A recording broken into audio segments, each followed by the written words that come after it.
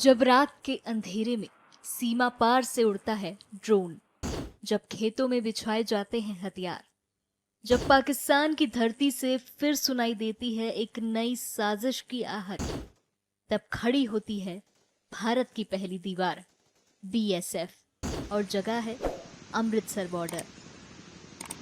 दरअसल ऑपरेशन सिंदूर के बाद भी पाकिस्तान अपनी कायराना हरकत करने से बाज नहीं आ रहा है, लेकिन भारतीय सेना अपनी सतर्कता से हर बार पाकिस्तान का मिशन फेल करती है और उसको घुटनों पर लाती है।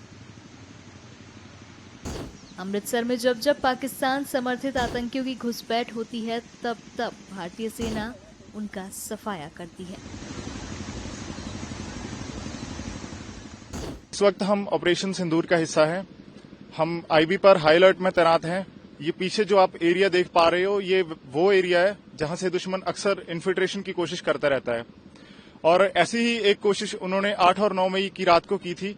8 और 9 मई की रात को दुश्मन ने हमारे ऊपर अचानक फायरिंग की और उस फायरिंग की आड़ में उसने इन्फिल्ट्रेशन की कोशिश की। मैंने और मेरे साथियों ने उस इन्फिल्ट्रेशन की कोशिश को अपने ऑब्जर्वेशन इक्विपमेंट की मदद से डिटेक्ट किया, दुश्मन पर अचूक फायरिंग की और उसकी घुसपैठ की कोशिश को नाकाम किया। हमारी फायरिंग का नतीजा ये निकला कि सुबह तक दुश्मन अपने घुटनों पर आ गया और उसने अपनी पोस्ट पर व्हाइट फ्लैग लहरा दिया। हम अपने देशवासियों को यह यकीन दिलाते हैं कि जब तक भारतीय सेना देश की सरहदों पर तैनात है, तब तक कोई भी इस देश की तरफ आंख उठाकर नहीं देख सकता।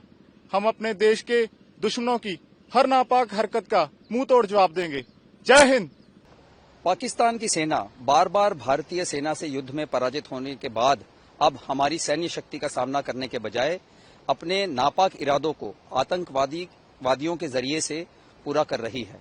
पाकिस्तान सेना लाइन ऑफ कंट्रोल और इंटरनेशनल बाउंड्री में उन इलाकों से जहां नदी का क्षेत्र हो या दुर्गम इलाके हो, वहां जहां फेंस नहीं है, वहां से घुसपैठ कराती है।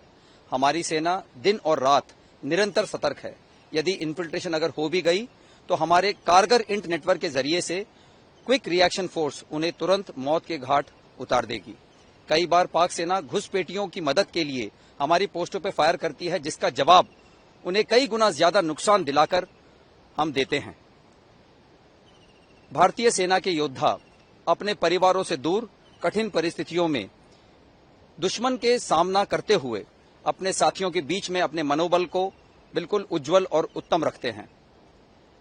परिश्रम से और प्रशिक्षण से प्रोत्साहन प्राप्त करते हुए, कठिनाइयों को गले लगाते हुए, चुनौतियों का सामना करते हुए वो अनुशासित होकर अपने कर्तव्यों के पालन में और अपने लक्ष्य को सिद्ध करने के लिए सदा तत्पर रहते हैं।